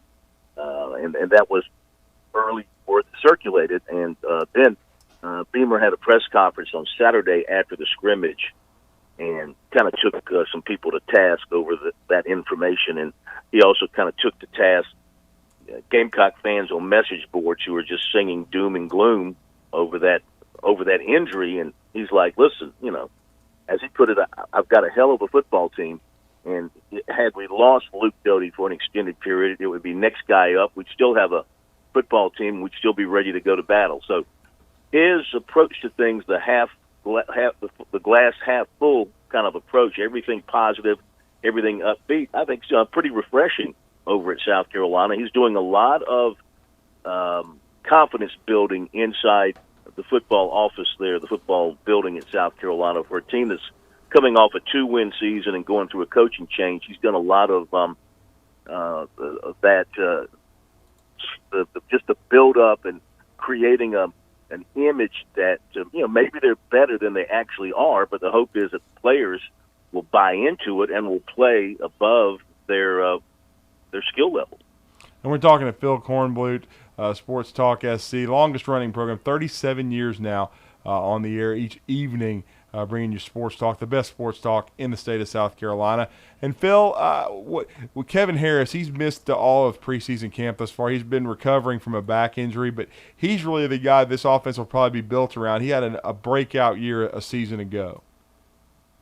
Well, sure. I mean, he was outstanding last year. He had what they called a minor procedure on his back, not too far away from the start of camp. So, yes, he's been out of camp to this point. But they expect him at some point to get into some practice and be ready to go for the season opener. But one area where they're pretty good is at the running back spot because, of course, there's him, and then they've got Marshawn Lloyd, who got hurt last year in camp and missed the entire season. But he was a freshman, very highly regarded high school prospect out of Maryland, and people are excited to see him play for the first time. And then there's Zaquandre White, who's really been a standout in camp, according to the coaches, both in terms of the running back position and helping in the return game. So they're 3 deep there. There's some other running backs they have as well who they feel good about. So running back is a good position for them, and I think the approach that Marcus Satterfield is going to have as the offensive coordinator and play caller is to use that running game a lot. Rely on 2 tight end set because they are deep at tight end. So you might see 2 or 3 guys who look like tight ends on the field at any given time, and lining up at 2 tights and shifting into an H-back and all this kind of stuff. They can attach to the line or they can shift out. But I think you're going to really see them try and run the football and establish the run, not just giving it lip service, and then hoping that will aid them in opening up the passing game and creating some big plays down the field, something they really lacked last year. As we kind of continue through camp, what are some of the areas for concern, though, for Shane Beamer as they get ready for that season opener? Well, I mean, when you inherit a 2-win team, it's practically everything. Who's the quarterback going to be? Well, we know who they plan for it to be, but how well will the quarterback play? Whether it's Doty or Brown or somebody else, how well will they play? How improved will the offensive line be with practically everybody back from last year? In fact, everybody who will start on the offensive line has started at one time or another. So it's a veteran offensive line group. How well will it play? Then another area of concern, the receivers who were really not good last year as a group. Can they flush that and step up and have a big year and catch the football? I mean, they had a lot of drops last year, and that really stymied their offense, an offense that only averaged a little over 20 points per game last season. Defensively, I think you probably have the most confidence in their line. Their line is pretty good. I'll put their defensive line up against most everybody in the SEC. They're good, and they've got some depth. There's 8 or 9 guys they can roll in from defensive end to defensive end. Linebackers are veterans. They're only playing 2. They're doing a 4-2-5 base defense, so they're running 5 defensive backs, and that's the other big question mark because they lost some quality players from the secondary after last season. So filling those holes, a lot of transfers they took to help the secondary right away. It's practically a whole new group of guys being thrown out there at the 3 corners. I guess you might call a nickel a corner, or maybe more of a safety. I don't know, but those 3 spots and the 2 safety spots. So that's and how well will they play? That's the big question mark too, because they weren't very good last year. Kicking game is fine. Both the punter and kicker are backs, and they're pretty good. So that's a given for them, and that's pretty solid. So 3 biggest question marks. How well will the quarterback play? Are the receivers going to be improved?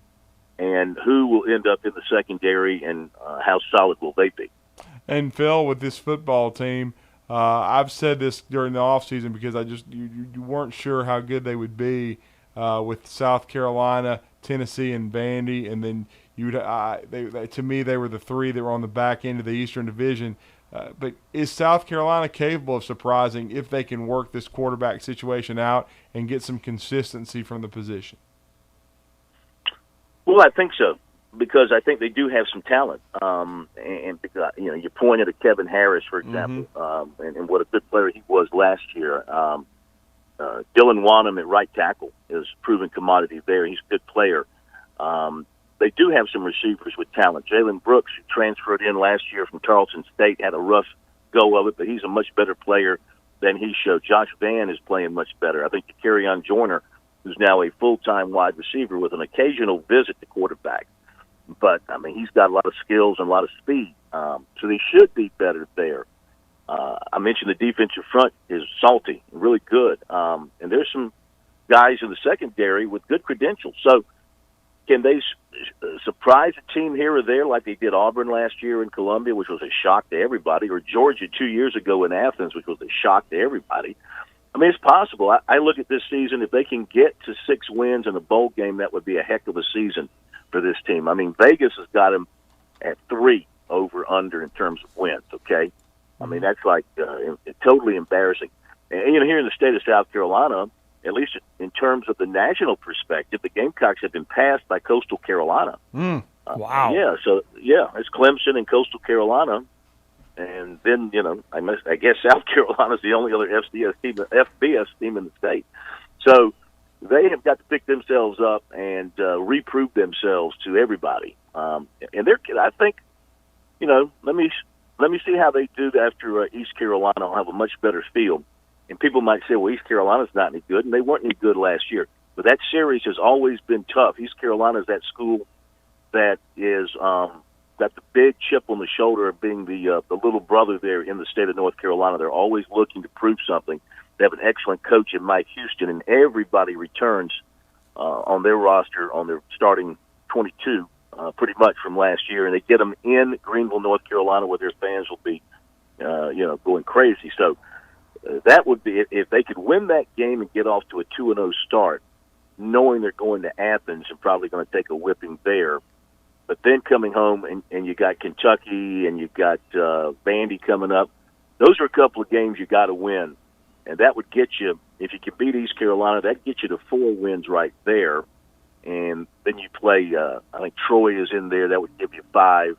So they could be knocking on the door of a bowl opportunity with one more win to go somewhere down the road. And you just have to find that win somewhere. May have to pull off a huge upset on the road, which I don't know if possible.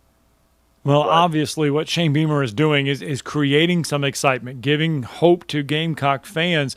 But you look at his recruiting efforts right now, even for next season, his recruiting class that he has coming in for next year is already in good shape. Yes, they went heavy in June, as a lot of people did, and they went heavy with official visits in June, and did a nice job identifying the guys they want, that they think can win for them, and they got the quarterback in the class early on, and they like this group they have coming in. They have addressed the secondary with a lot of defensive back commitments. It's a class, if you go by the national rankings, which sits between 15 and 20, which is probably well above what you thought they would do, considering they're a new staff. And outside of just selling themselves and the facilities and the university and all that, there's not a lot to sell from a program standpoint, wins and losses, because they haven't had any wins the last years. But they did a really good job. Beamer is a young, enthusiastic coach. To me, he's like Dabo Swinney was when Swinney took over at Clemson. A lot of hyperbole, a lot of emotion, a lot of passion. Sell, sell, sell. That's what he's been doing, really, since he got to South Carolina. And he's done a great job, I think, of endearing himself to the Gamecock faithful, who are buying into what he is selling right now. But, of course, the selling ends when foot meets leather there on September 4th. Then you have to go prove it.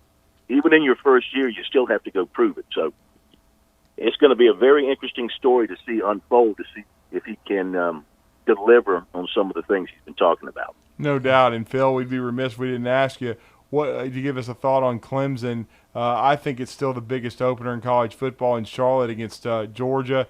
They're the consensus top program still in the ACC. You talked about what Dabo's accomplished. DJ Uiagalelei now taking over for Trevor Lawrence. Still the same expectations, it looks like, for Clemson. Oh, yeah. Every year now it's the same deal with Clemson. I mean, they sit in a great place. Nobody probably wants to see change in the college football landscape less than Clemson does. Right. They're in a great shape. I mean, they dominate the league. They recruit at an extremely high level. They pick and choose players now. That's kind of where they are. They pick and choose. They don't get everybody they want, obviously, but they get the majority of who they want. They offer so few. They probably offer legitimate offer. There's offers and then there's offers. They probably legitimately offer fewer players than any major team in the country. They don't do any official visits in the summer. Dabo Swinney sticks to his principles. Everybody else changes around him when the rules change, but he sticks to what has worked for him, and that is he believes that the official visit experience at Clemson should come during the season when they can take in the whole thing. And you know what? It works for them. That's when people fall in love with Clemson, when they bring the families in for the official visits and they get the whole game day experience and everything else.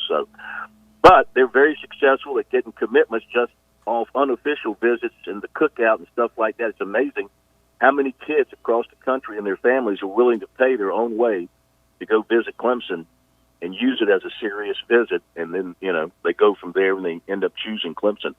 But obviously they are uber talented. Their wide receiver group is, off the charts good. Uiagalelei got all the skills. I was talking on the show last night about Clemson. They had their greatest quarterback ever in Deshaun Watson, only to be followed by their greatest quarterback ever in Trevor Lawrence, only to be followed by their greatest quarterback ever in DJ Uiagalelei. They keep raising the bar at quarterback. I mean, people rave. Well, if you saw Uiagalelei some last season, you saw what he did against Notre Dame when he filled in for Lawrence. He's spectacular. And he's got a ton behind him. They got a freshman running back named Will Shipley, who has really, really good speed, who is going to be either kind of a running back or be in a slot formation some, but he's going to be real exciting. They, the running back spot kind of is a question mark going into the season, replacing Travis Etienne. That's sort of unsettled. Their center position is a little bit unsettled. Everything else on their team is set. Their defensive line is, again, one of the best in the country, if not the best in the country. And they truly go about 9 or 10 deep, maybe even more. It's ridiculous the talent they have at defensive end. I mean, they got guys at defensive end. They got, between them, 6 guys at 2 defensive end spots. All 6 could be starting Power 5 schools, 6 different Power 5 schools across the country. That's how deep they are. Linebackers look good. Secondary is looking good in camp. So, yeah, they're going to be right there. Now with Georgia having its issues, I think they'll beat Georgia.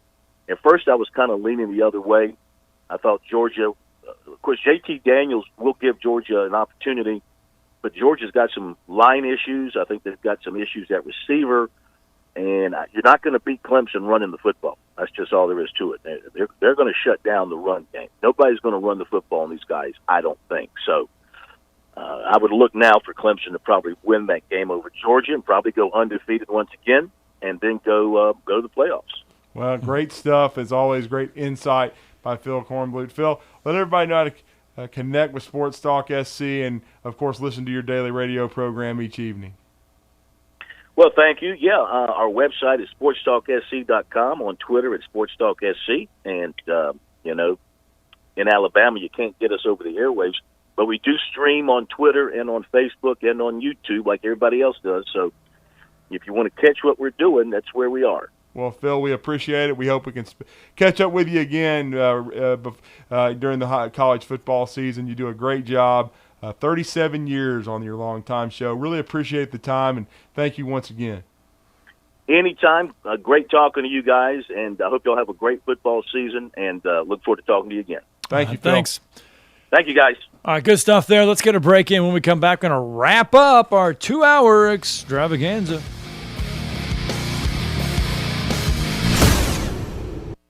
You're listening to Talkin' Ball on 97.7 ESPN, The Zone. Got a report of a wreck at County Line and Madison Boulevard. It is reporting as an injury-type accident. Research Park southbound at Old Madison Pike should be clearing. Had one at Burr Green and Cedar Acres. That was affecting traffic into the high school there. They were running all the traffic to the back entrance. Do your methods to lose weight no longer work for you? Odds are your hormones are the problem. Find out with a free quiz at 2030huntsville.com. Captain Nick in the North Parkway, Popeye, Skywatch Traffic Center. You know that there are some words that have really messed up our world. The devil, way back in Genesis, said, has God really said? Unfortunately, we often listen to those words of the devil. We question God's word. We often doubt God's goodness, and we make a mess for ourselves and so many others. Hey, let's honor the word of God for what it is. It is God's word. Let's follow it and be blessed by it. Hey, I'm John Dees, pastor of Cross Point Church, smack dab across the street from the YMCA in Madison, and check us out at cpcfamily.org. If you have unfiled taxes or are in debt to the IRS, this is important news. The IRS just rolled out a new program to help struggling taxpayers more easily resolve their tax problems. It's called the Taxpayer Relief Initiative, and it opens up powerful new options for people looking to get back on the right track with the IRS. And no one knows this program like the professionals at Optima Tax Relief, America's most trusted tax resolution company. They've resolved over $1 billion in tax debt for their clients and have the expertise and experience to help you. One easy call to Optima can start the process, helping to put an end to your worries of wage garnishment, asset seizure, and other aggressive IRS actions. Make today the beginning of your fresh start with the IRS. Call the experts at Optima Tax Relief now for your free confidential consultation. Call 800-386-9945. 800-386-9945. 800-386-9945. Optima Tax Relief. Some restrictions apply. For complete details, please visit OptimaTaxRelief.com. Tom Luganbill here for Woody Anderson Ford. When I was in the Tennessee Valley, one of the things that impressed me the most was the quality of the people. People like Bobby White and his team at Woody Anderson Ford. And now you can experience the tremendous new service lanes and showroom at Woody Anderson Ford at Jordan and Sparkman, or just stop by for breakfast or lunch at Henry's Mustang Cafe. And in Madison, visit Woody Anderson of Madison on Hughes Road, just south of 72. Like a great college football tradition, always there, Woody Anderson Ford. This is Wes Neighbors talking to Chris Haygood of Bob Wallace Appliance. Chris, what sets you apart from other appliance dealerships? Wes, these appliances are going into the most used room in your house, your kitchen. The way we have these appliances displayed, it's easy for you to visualize how they'll look in your home. Wes, what sets us apart is the people. They're well trained. In fact, they live and breathe these appliances. And if you need service, you'll really appreciate our parts department. Contact Bob Wallace Appliance at 256-533-2121. Chapman Commercial Realty, your source for Alabama commercial real estate. Chapman Commercial Realty has the experience and expertise you're looking for when making commercial real estate decisions. If it's office space, retail space, investment property, or project development, Chapman Commercial Realty is your answer. Call Bill Chapman today at 256-656-8413. That's 256-656-8413. Or find him online at chapmancommercialrealty.com. At Mr. Sparky, we're America's on-time electrician. Do you value professionalism and punctuality? Want to learn from and work with the best pros in the electrical industry? Then you're just who we're looking for. Mr. Sparky is seeking hardworking, committed, and trustworthy individuals. With industry-leading salaries, benefits, and growth potential, we also provide ongoing training. So come join our team at Mr. Sparky. You don't have to put up with any malarkey. Call 888-8-SPARKY. An equal opportunity employer. Our zone deal this week is truly an award winner. Metro Diner, serving up signature dishes like their Charleston shrimp and grits, famous fried chicken and waffles with strawberry butter, and lots more. Their entire menu is available anytime, breakfast, lunch, or dinner. And stop by for brunch on Saturday or Sunday and enjoy the lowest priced mimosas in town. Airport Road, Huntsville, and Highway 72 in Madison. Right now, you can get $50 worth of great Metro Diner food for half price, just $25 with our zone deal. Just log on 977ESPN.com to get yours. This segment of Talkin' Ball is brought to you by University Kia, the #1 volume Kia dealer in the state of Alabama. Located online at universitykia.com.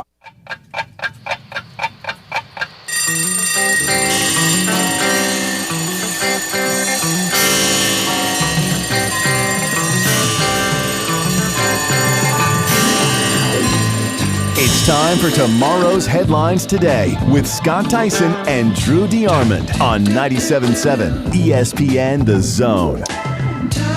Well, this is a headline that's going to get more and more headlines as it goes along. Brett McMurphy of the Stadium just releasing this just a few minutes ago. The Nebraska football program under investigation for NCAA violations. According to Brett McMurphy, head coach Scott Frost is among those under investigation for improper use of analysts and consultants during practices and games per the report. According to this, Frost has obtained legal counsel, and the NCAA has interviewed Frost's multiple current and former staff members. The allegations date back 12 months. Also, last year when the NCAA prohibited organized athletic activities because of the pandemic, Nebraska relocated its strength workouts to an undisclosed off-campus location to avoid detection by non-football school officials.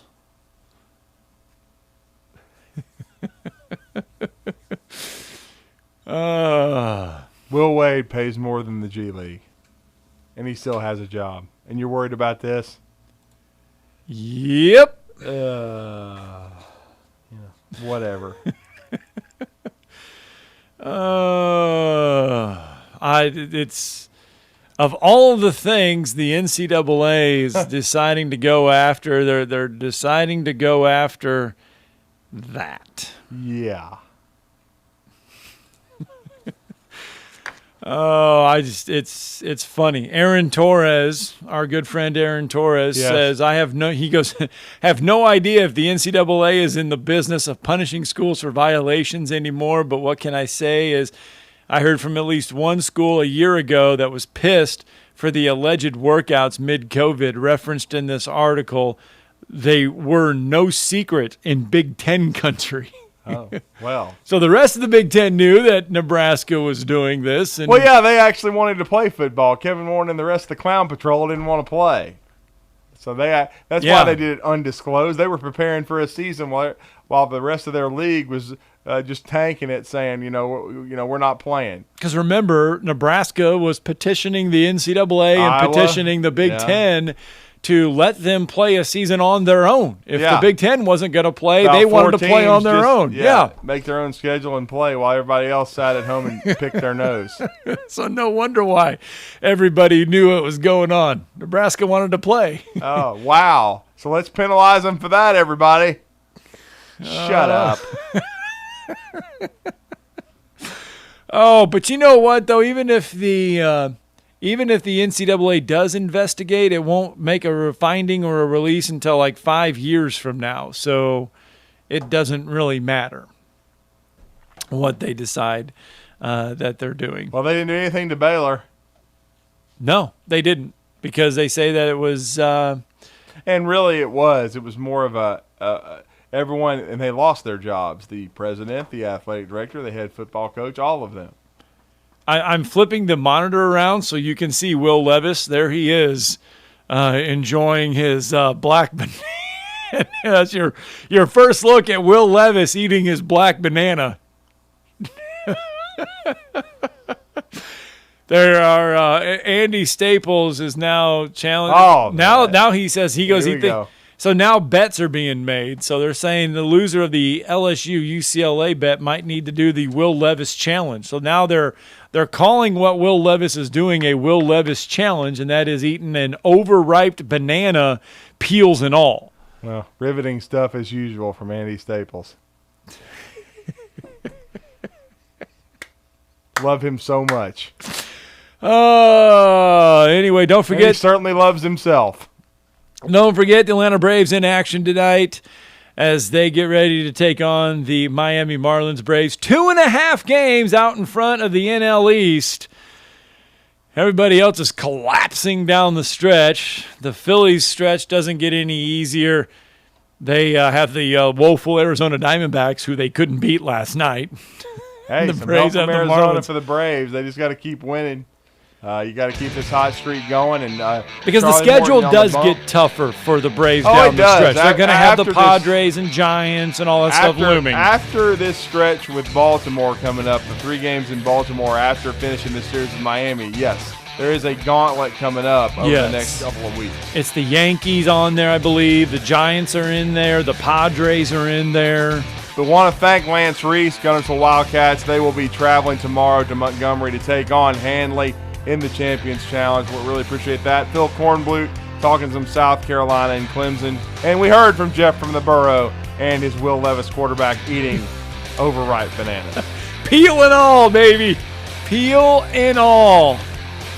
I will be on the drive with Steve Moulton tonight. Do it. Sitting in for Wes Neighbors, who's on assignment. And, of course, we got the Czar, Chad, and, of course, Tom Abraham, 10 to 12. Take your taste buds back in time with a trip to the all-new Bubby's Diner, offering a variety of mouth-watering food, from delicious starters to 50-style diner food and meat and 3 meals, featuring owner and Huntsville native Chris